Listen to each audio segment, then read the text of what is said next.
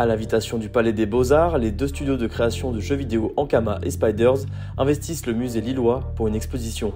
Ce parcours en 18 étapes, montrant la création d'un jeu vidéo et ses aboutissants, est à découvrir jusqu'au 25 septembre. Immersion dans ce nouvel Open Museum.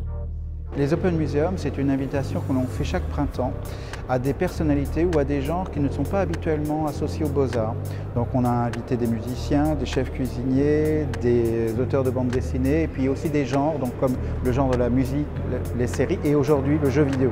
Alors les deux studios Ankama et Spiders ont investi les 3 étages, que ce soit évidemment le rez-de-chaussée dont une partie est gratuite et qui incite à la découverte. Et puis évidemment le premier étage qui est plutôt l'étage des peintures et puis le sous-sol qui est celui consacré au Moyen-Âge Renaissance. Et tous les étages sont investis de façon à démontrer les différentes étapes de création des jeux vidéo. Donc rentrer au sein même de cet univers, montrer en quoi justement les beaux-arts participent aussi à l'efflorescence de ces jeux vidéo vu qu'ils en viennent à être des sources d'inspiration. Et puis au -1 justement, au sous-sol dans les collections du Moyen-Âge Renaissance, on en découvre tous les tenants et les aboutissants justement dans leur aspect créatif.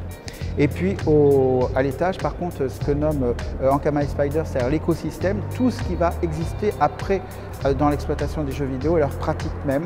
Donc évidemment des créateurs de contenu jusqu'aux foires et puis challenges de e-sport. Le message il est simple, il est partagé à la fois par les deux studios Ankama et Spiders et le musée des Beaux-Arts.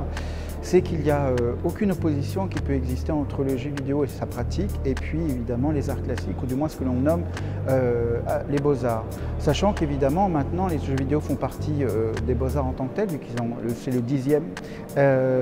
Et donc ce qui est intéressant c'est de voir à quel point justement tout est dans tout. C'est-à-dire que pour concevoir un jeu vidéo, vous pouvez vous en douter, c'est vraiment alors là, des milliers d'heures de travail, toute une imagerie et puis évidemment une quantité de conception, que ce soit du personnage jusqu'au territoire, jusqu'à évidemment la scénarisation même du jeu, de niveau en niveau, qui nécessite en fin de compte de puiser dans tous les arts, quels qu'ils soient.